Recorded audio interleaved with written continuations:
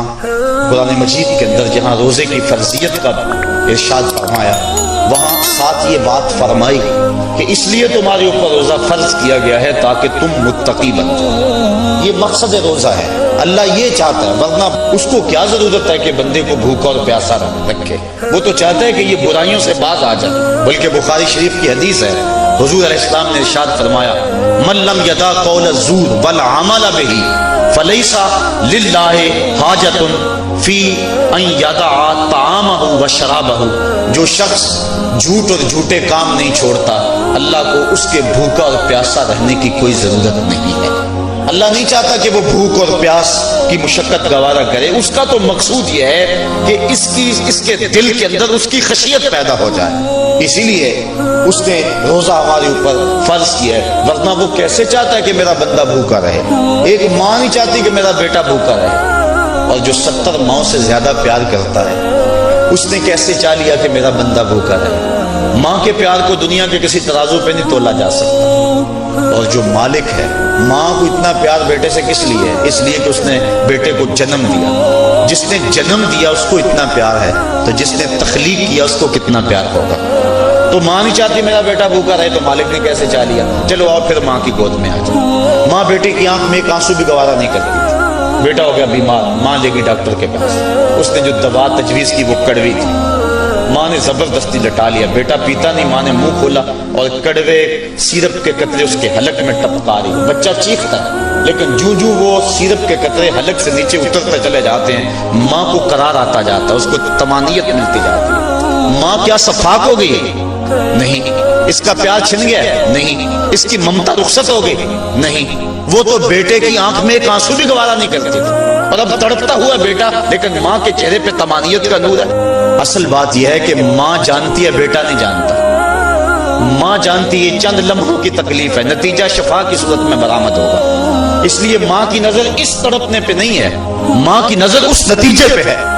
مالک جو 70 ماؤں سے زیادہ پیار کرتا ہے، وہ بھی نہیں چاہتا کہ میرا بندہ بھوکا اور پیاسا رہے، لیکن مالک کہتا ہے اس کے باوجود تو بھوکا اور پیاسا رہے گا، کیوں؟ لعلکم تتقون، میرے بندے تجھے تقوی کی بہاریں نصیب ہوں گی، تیرے من کو روشنی اور تیرے من کو اجالا نصیب ہو جائے گا۔ تو یہ تقوی نصیب ہوتا ہے روزے سے۔ چونکہ یہ بات ذہن میں رکھیں، ہمارے دو دشمن ہیں جو ہمیں نیکی کے راستے سے روک رہے ہیں۔ بات لمبی ہو رہی ہے، اختصار کر رہا ہوں۔ ہمارے دو دشمن ہیں جو ہر وقت ہمارے ساتھ لگے ہوئے، ایک شیطان اور دوسرا نفس۔ جو شیطان ہے وہ بڑا دشمن ہے یا نفس بڑا دشمن ہے؟ تو آپ اس بات پہ کسی دلیل کی ضرورت نہیں، آپ سب کہہ رہے ہیں کہ نفس۔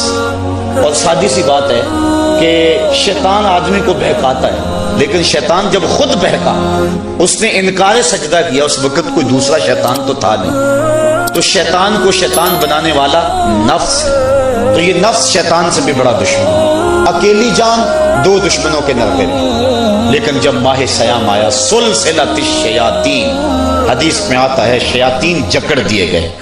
دو دشمنوں میں ایک دشمن ہمارے جکڑ دیے گئے، اب ایک دشمن ہمارا باقی ہے، نفس۔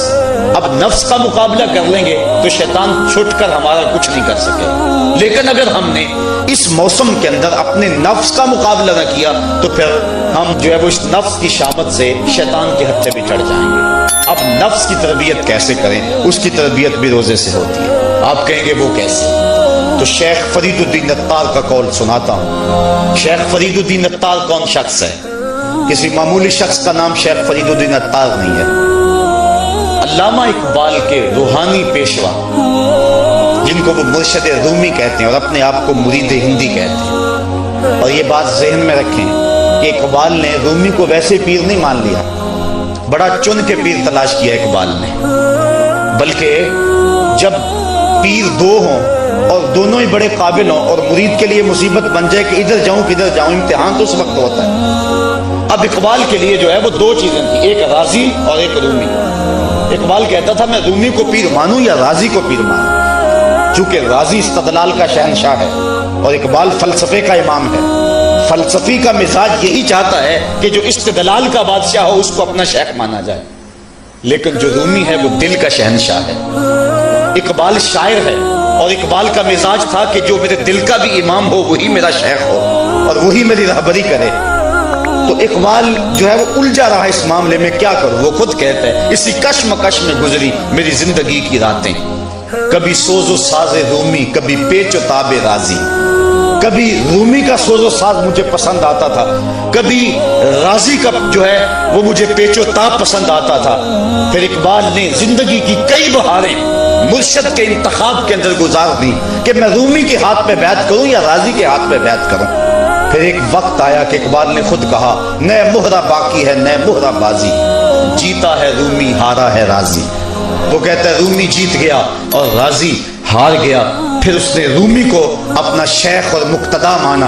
اقبال جس کو اپنا مقتدا مانتا ہے، جس کو اپنا امام مانتا ہے، اب اس رومی کی سنیے۔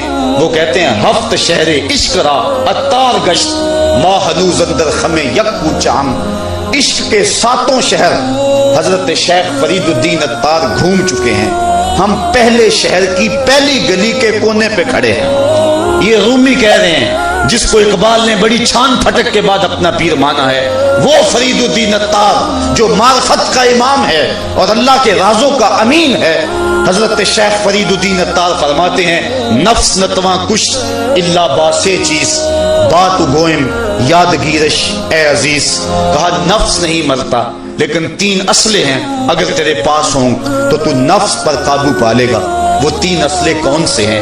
کہا خنجر خاموشیو، شمشیر جو، نیزہ تنہائیو، ترک ہجو۔ ایک خاموشی کا خنجر، ایک بھوک کی تلوار اور ایک تنہائی کا نیزہ۔ اگر یہ 3 اسلحے تیرے پاس ہیں تو نفس پہ ٹوٹ پڑے نسلوں کو لے کر تو تیرا نفس تیرے قابو میں آئے گا۔ اس کے علاوہ کوئی اور ذریعہ نہیں ہے اس نفس کو قابو کرنے کا۔ حضرت باہو جیسے بھی بول پڑے باج فقیراں کسے نہیں ماریا، باہو ظالم چور اندر داہو۔ یہ جو اندر کا چور ہے اس کو پکڑ لینا اور اس کو قابو میں کر لینا اور اپنے دل کی حفاظت کر لینا، یہی بڑی دولت ہے۔ فرماتے ہیں کہ 3 اسلحے، ایک خاموشی کا خنجر اور ایک بھوک کی تلوار اور تیسرا تنہائی کا نیزہ۔ کہ ان 3 اسلحوں سے اگر تم قابو پانا چاہو تو پا سکتے ہو، اس کے علاوہ کوئی اور اسلحہ نہیں ہے جو تمہارے نفس کو تمہارے قابو میں لے آئے۔ تو پھر بھوک کی تلوار ایسا اسلحہ ہے جو نفس کا سر کاٹ دیتی ہے۔ اور میرے اور آپ کے آقا و مولا قلب و دل و نگاہ کے مرشد اولین حضور نبی رحمت صلی اللہ علیہ وسلم نے فرمایا یا معاشر الشباب من یستطع منکم الباء فلیتزوج فإنہ اغض للبصر واحسن للفرج فمن لم یستطع فعلیہ بالصوم فإنہ لہ وجاء۔ اے جوانوں کے گروہ، تم میں سے اگر کوئی شخص نکاح کی طاقت رکھتا ہے تو وہ نکاح کر لے، یہ نظر اور شرمگاہ کا محافظ ہے۔ اور اگر تم میں سے کوئی نکاح کرنے کی فی الحال طاقت نہیں رکھتا تو وہ روزے رکھے، روزے شہوات کو توڑتے ہیں۔ تو نفس کی تہذیب بھوک سے ہوتی ہے، اور بھوک ایک ایسا اسلحہ ہے کہ جس سے ہم اپنے نفس کو قابو میں لا سکتے ہیں۔ حضرت نظام الدین اولیاء علیہ رحمہ جو تصوف کے سرخیل اور امام ہیں، آپ فرماتے ہیں کہ آدھی فقیری روزہ ہے اور آدھی فقیری باقی سب کچھ ہے۔ تو روزہ اگر نصیب ہو گیا تو پھر مالک کا قرب مل گیا۔